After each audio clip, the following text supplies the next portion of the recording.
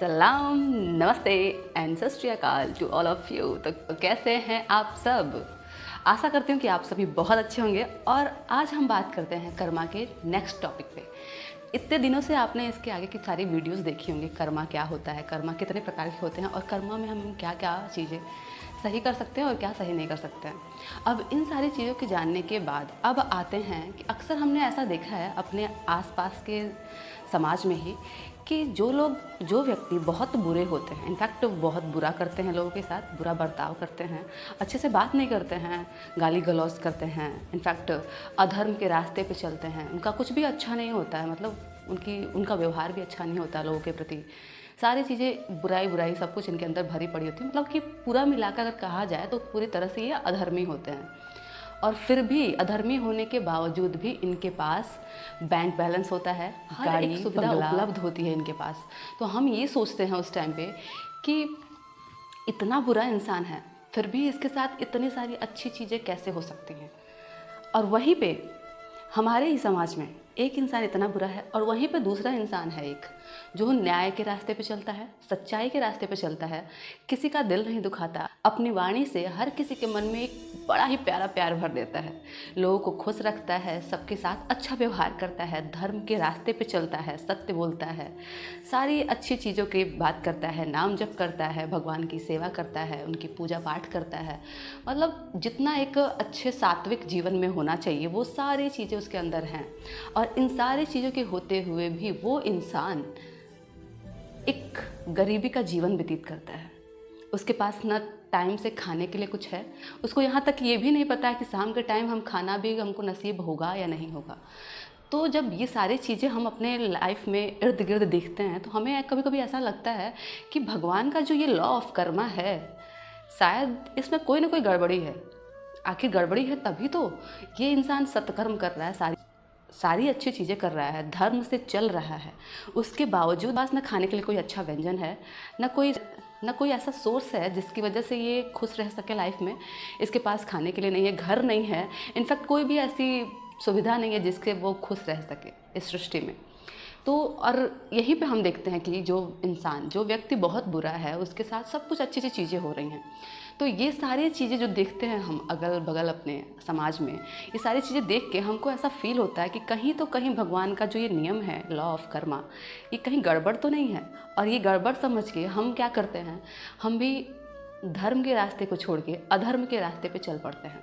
हमें ऐसा लगता है कि धर्म के रास्ते पे चलने से, हर एक चीज़ अच्छी करने से हमारे साथ बुरा ही होगा। अच्छा, जबकि वो इंसान इतना अच्छा कर रहा है फिर भी उसके साथ बुरा हो रहा है, तो हम क्यों, हमारे साथ भी तो बुरा हो सकता है।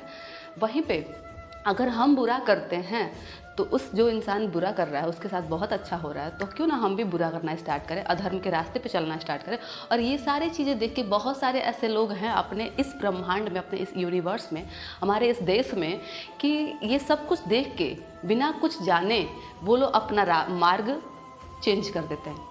अगर सच के रास्ते पे हैं और ये देख रहे हैं कि झूठ वाले का हमेशा अच्छा हो रहा है तो वो रास्ता चेंज करके झूठ की तरफ चले जाते हैं।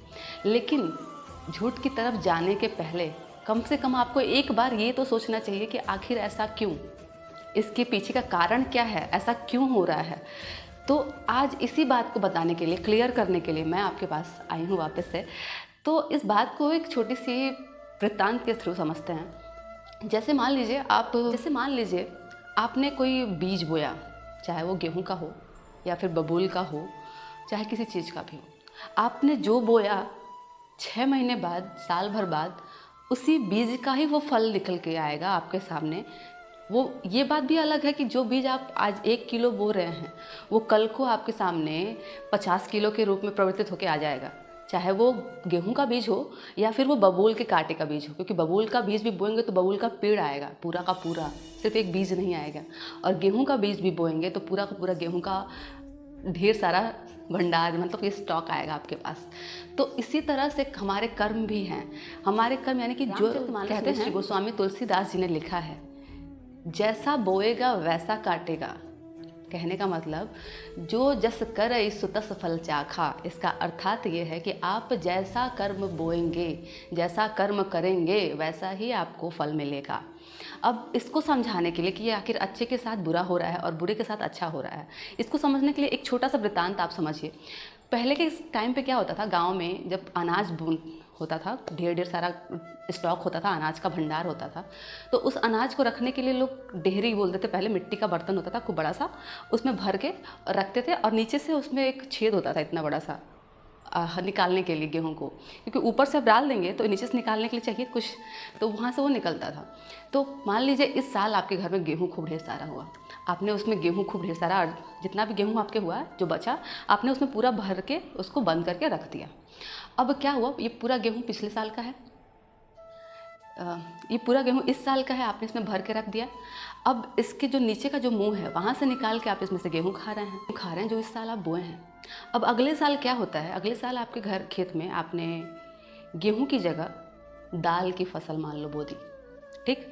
अब दाल खूब ढेर सारा हुआ, खूब ज़्यादा हुआ, तो आपने सोचा कि अगले साल तक उस जो गेहूं था, जो गेहूं का जो ड्रम था, ड्रम आजकल के बच्चे ड्रम ही समझेंगे तो ड्रम बोल देते हैं डेहरी मतलब उसको बोलते थे पहले के ज़माने में।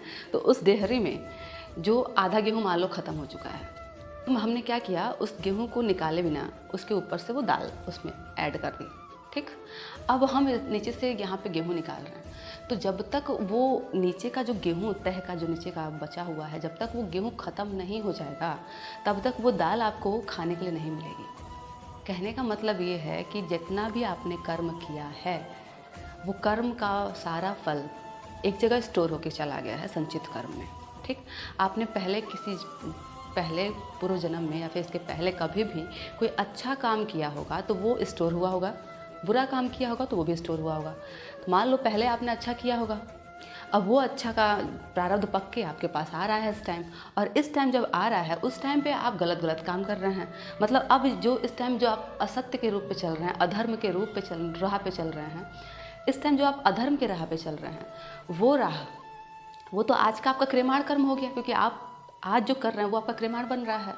और जो पीछे का जो फल आपका प्रारब्ध के रूप में पक के आएगा, आपने पूर्व में पीछे में जो भी अच्छा कर्म किया रहेगा वो उसका फल आएगा हमारे पास। तो हमारे पास ढेरों संपत्ति दिखाई देंगी, जैसा मैंने अभी बताया थोड़ी देर पहले कि उस इंसान के पास ढेरों सारी संपत्ति है, हर एक चीज़ है, उसको किसी चीज़ की कमी नहीं, लेकिन फिर भी वो गलत काम करता है। लोगों को ये दिखता है कि वो गलत काम कर रहा है, तो जो गलत काम वो आज कर रहा है वो आज का उसका क्रियमाण कर्म बन रहा है, वो आज का ये फल बीज लगा रहा है। अब इस बीज का फल उसको 6 महीने बाद या फिर साल भर बाद वापस से जब आएगा तब मिलेगा।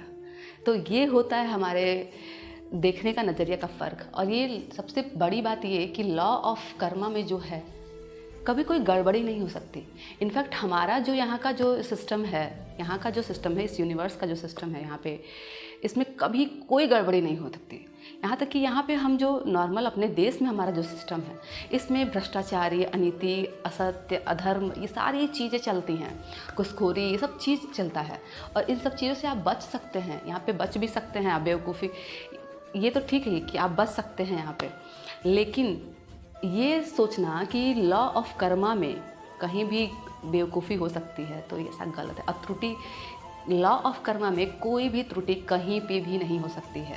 तो ये बात समझिए कि हम जो आज कर रहे हैं ना, ये चीज़ हमारा बीज है, ये आज हम बो रहे हैं, तो ये 6 महीने बाद, साल भर बाद, चाहे जब इसका प्रारब्ध पक के हमारे सामने आएगा तो आएगा।